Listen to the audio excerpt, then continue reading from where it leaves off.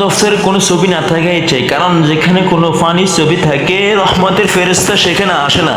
যেমন আল্লাহ রাসূল বলেছেন, লা তাদখুলুল মালাইকাতু বাইতান ফি কালবুন ওয়ালা তাসাউর।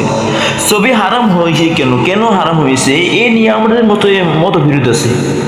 আমাদের দাদা সাহেব আল্লামা শাহ হাকিম আক্তার সাহেব দামাত বারাকাতুহু এই ব্যাপারে দুইটা মত দিয়েছেন, চমৎকার মত।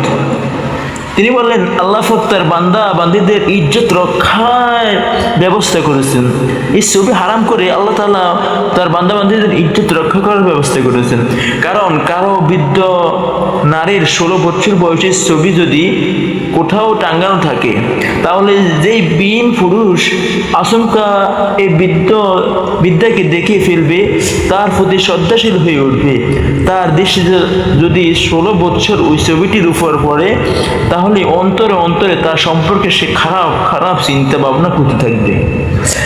আল্লাহ পাকের কত বড় মেহেরবানি যে ছবি হারাম করে সেও বান্দা বান্দীদের প্রতি কুদৃষ্টি ভাবনার এই পথ তিনি বন্ধ করে দিয়েছেন। দ্বিতীয়ত আরেকটি কারণ হলো, ছবি মানুষের জীবন ইতিহাস তথা জীবনের বিভিন্ন কর্মকাণ্ডের সাক্ষী বা দলিল হয়ে দাঁড়ায়। মনে করুন, কেউ যদি কোনো পাপে কোনো অশ্লীল কর্মে লিপ্ত হলো এবং এই পাপে লিপ্ত অবস্থায় ছবিটি তুলে রাখা হলো। পরবর্তীতে এই লোকটি তওবা করে জামানার এক বিশিষ্ট পীর ও মুর্শিদ হয়ে গেল।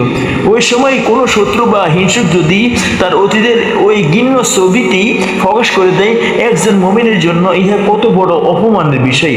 তাই আল্লাহ পাক ছবি হারাম করে পাপাচারের দলিল প্রমাণ থাকার এই পথটি বন্ধ করতে চেয়েছেন, যাতে তার বান্দা বান্দীদের ইজ্জত ও আব্রুর হেফাজত হতে পারে।